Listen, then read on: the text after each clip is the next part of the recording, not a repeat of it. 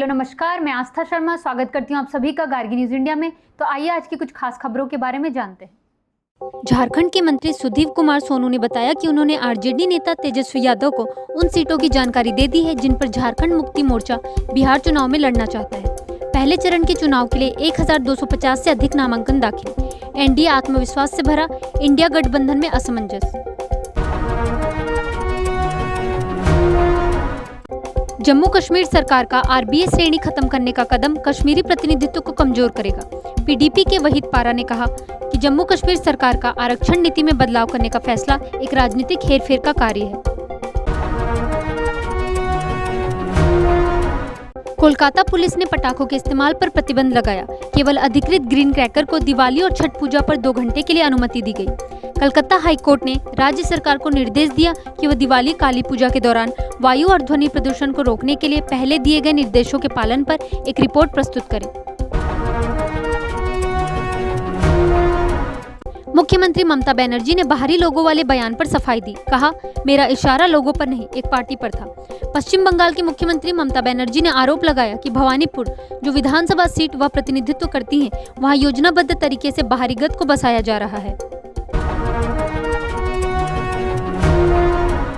बिहार के दरभंगा जिले की जाले सीट से कांग्रेस ने पूर्व विधायक ऋषि मिश्रा को अपना उम्मीदवार घोषित किया है।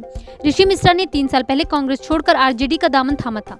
वे 2014 के उपचुनाव में जाले सीट से जेडीयू के टिकट पर जीत चुके हैं और एक प्रतिष्ठित राजनीतिक परिवार से संबंध रखते हैं। दिल्ली वासियों ने लगातार चौथे दिन भी खराब हवा में सांस ली। राहत के आसार नहीं। 38 में से 5 मॉनिटरिंग स्टेशनों ने बहुत खराब वायु गुणवत्ता दर्ज की। आधिकारिक आंकड़ों के अनुसार दिल्ली की वायु गुणवत्ता लगातार चौथे दिन खराब श्रेणी में बनी रही और कुछ इलाकों में यह बहुत खराब स्तर तक पहुंच गई। प्रधानमंत्री नरेंद्र मोदी ने कहा, वह दिन दूर नहीं जब भारत पूरी तरह माओवाद से मुक्त होगा। पिछले 75 घंटों में 303 माओवादियों के आत्मसमर्पण करने और देश के केवल 3 जिलों तक उनकी पकड़ सीमित होने के बीच प्रधानमंत्री मोदी ने कहा, जिन क्षेत्रों पर कभी नक्सलवाद का प्रभाव था वे 60-70 साल में पहली बार दिवाली मनाएंगे। इंडिया गठबंधन में उलझन। 7 सीटों पर आरजेडी, कांग्रेस और वीआईपी के बीच फ्रेंडली फाइट। सीट बंटवारे पर जारी खींचतान के बीच कांग्रेस को छोड़कर किसी भी दल ने अभी तक अपने उम्मीदवारों की सूची जारी नहीं की है। हालांकि कई उम्मीदवारों ने पहले चरण के नामांकन के अंतिम दिन पर्चा भर दिया। वहीं वीआईपी प्रमुख मुकेश सहनी ने घोषणा की है कि वे आगामी बिहार विधानसभा चुनाव नहीं लड़ेंगे।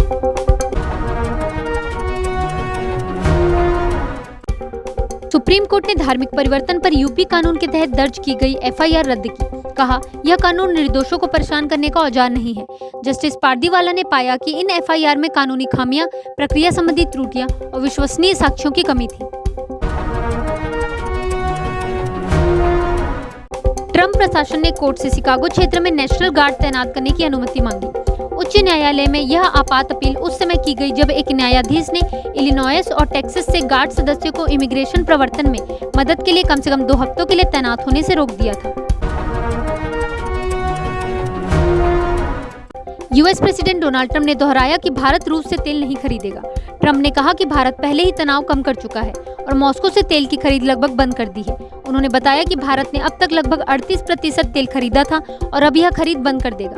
ट्रंप यह बयान यूक्रेन के राष्ट्रपति व्लादिमीर जेलेंस्की के साथ द्विपक्षीय लंच के दौरान मीडिया से बात करते हुए दिया।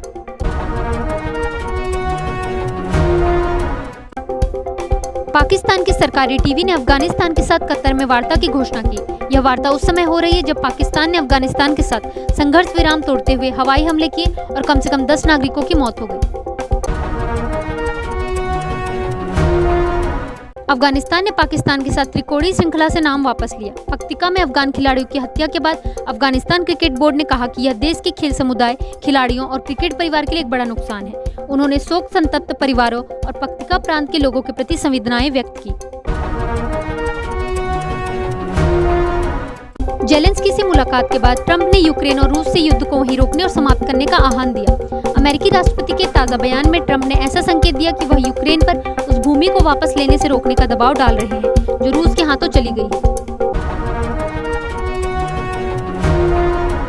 राजनाथ सिंह और आदित्यनाथ ने लखनऊ में बने ब्रह्मोस मिसाइल के पहले बैच को फ्लैग ऑफ किया। BrahMos aerospace BrahMos supersonic missile system के निर्माता ने लखनऊ के सरोजनी नगर स्थित अपनी नई इंटीग्रेशन और टेस्ट सुविधा से मिसाइल सिस्टम का पहला बैच सफलतापूर्वक तैयार किया है। मंत्री जिरवाल ने कहा, अजित पवार के तहत लड़की बहन योजना समाप्त नहीं होगी। मंत्री नरहरि जिरवाल ने दहाड़ों में सभा को संबोधित किया, जहां विपक्षी दलों, शिवसेना और एनसीपी के सैकड़ों कार्यकर्ता एनसीपी में शामिल हुए।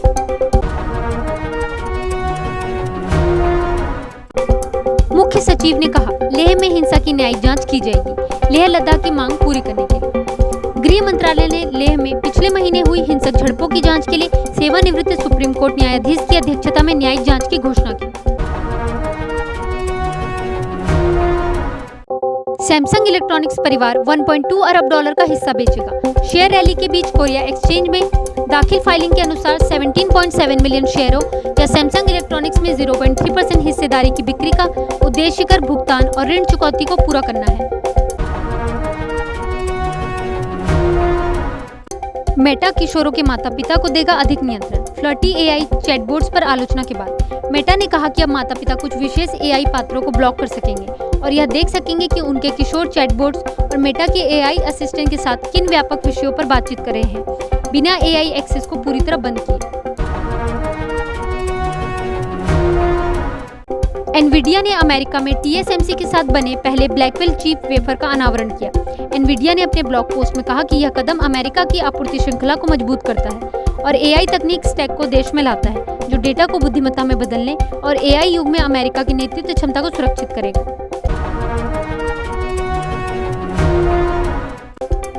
एप्पल ने 5 साल के समझौते के तहत F1 रेस के लिए अमेरिका में विशेष मीडिया अधिकार हासिल किए। निल्सन स्पोर्ट्स के आंकड़ों के अनुसार पिछले साल फॉर्मूला 1 में लगभग 90 मिलियन नए प्रशंसक जुड़े, जिसमें चीन ने कोविड के बाद संघई में खेल की वापसी के बाद सबसे अधिक प्रतिशत वृद्धि दिखाई।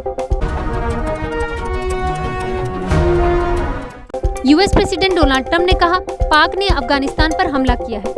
यूएस प्रेसिडेंट डोनाल्ड ट्रंप ने फिर से दावा किया कि उन्होंने 8 युद्धों को हल किया है और अब उनका अगला लक्ष्य पाकिस्तान और अफगानिस्तान के बीच शांति स्थापित करना है।